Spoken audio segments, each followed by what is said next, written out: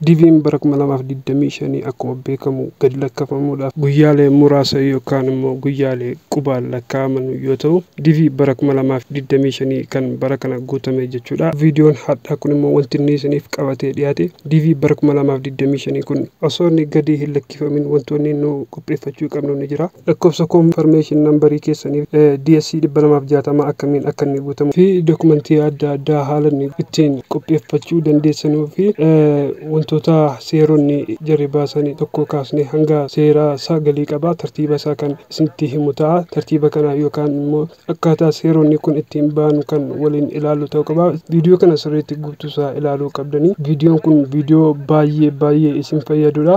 Viidiyoo kana osoo hin jalqabiniin duratti immoo baay'een keessan jecha subscribe jedhu kana jalatti argamu tuquudhaan chaanaala keenya kanatti dabalamuudhaan maatii ta'aa argaa jira. Like subscribe goone subscribe fi like gochuun immoo gahee keessanii nu viidiyoo kana itti ajjoofne gatii isin biraan gahaa jirru jennaan keessan subscribe fi like gootanii commentii yoo qabaatan commentii barreessuudhaan yaada keessan ibsachuudhaan nu jajjabeessuu qabdan isiniin jedha. Osoo haasaa isinitti hin danesin gara viidiyoo waliin linkii isaa description jala argattanii akkuma linkii isaatti buutanii bakka kana isiniif fida. Bakka kana keessatti immoo guutummaan guutuutti websaayiticha keessa waa'ee DV bara 2025 guutummaan guutuutti argattu. Akkaataa dokumentiin isaa lafa kaa'amu DSC 260 sasma keessaa argattanii akkaataa adeemsa isaa tokko tokkoon ammas immoo seeronni sagalan baanis as keessatti argamanii tokko tokkoon as keessa jiranii kan wajjin ilaaluu haa ta'u. Websaayitiin kun akkuma beekamu DV bara 2025 wal qabatee websaayitii guutummaan guutuutti waan DV'n bara 2025 sirriitti gaafatu hundasaa qabatee dhiyaatedha. Akkuma beekamu DV'n bara 2025 kun guyyaan inni murtii gadhiifamu murtaa'eera. Innis Meey 4 kan fuuldura keenya jiru kana jechuudha. Sa'aatii tokko irratti gadhiifama. Meey gaafa 4 halkan irraa sa'aatii tokko irratti kan gadi lakkifamu ta'a. Isinis eeggattanii linkii keessanitti galfattanii ilaaluu dandeessu. Bigi DV'n nu beekee steepota sagalan jiran keessaa wanti nu hordofuu qabnu tokko tokkoon asirra jira. Steepota sana kan waliin ilaalu ta'a.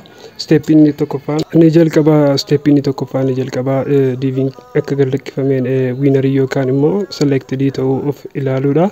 Wiinarii yookiin selected ta'uu keenya ilaallee eegaa adda baafannee booddee qophii itti fufuu kan ilaallannu ta'a. Steeppii isa lammaffaatti fufnee ilaallu immoo gather required'dha.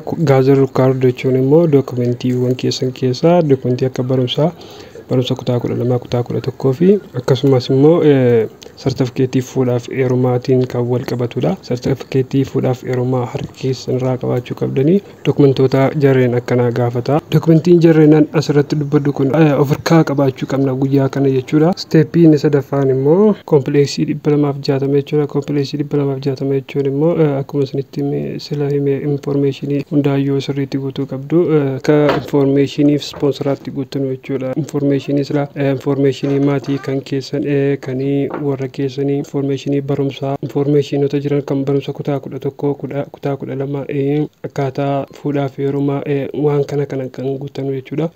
DSC 260 jechuun guutummaan guutuutti waan baay'ee waan nama gaafatudha. Walumaa galatti DV'n abbaa carraa taatee argatteetti jechuun calluma itti hin deemte jechuu osoo hin taane maallaqa waan kiisii keessaa si baasisu qaba. Innis immoo akkaataa adeemsa prosesii ittiin guuttataa deemtuun kan kafalaa deemtu ta'a.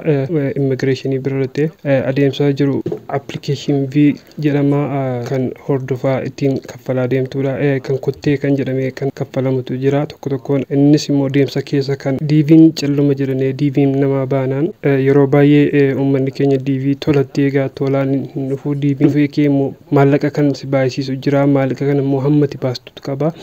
Tokko hanga 4 kan jiran ammuma kana isuma kana ilaalaatii irratti xiyyeeffadha waan kana guuttadha. Tokko hanga 4 kana kaasee immoo itti fufee immoo ammas immoo viidiyoo gabaabaa tokko hojjedheen isinii gadhiisa. Chaanaala koo kana jajjabeessuudhaaf subscribe like gochuu akka hin irraanfanne. Viidiyoo yoo baay'ate wanti dubbatamu namaan galu yeroo baay'ee kana jennaan viidiyoo gabaabaa isinii hojjedhee gadhiisuudhaaf dirqamame. Viidiyoo kana sirriitti ilaalaa xiyyeeffannoodhaan abbaa taatee guuttadhaan isiniin jedha. Viidiyoon itti fufu immoo ammas immoo hojjedheen isinii gadhiisa. Amma viidiyoo itti aanu wal agarruutti nagaan tura.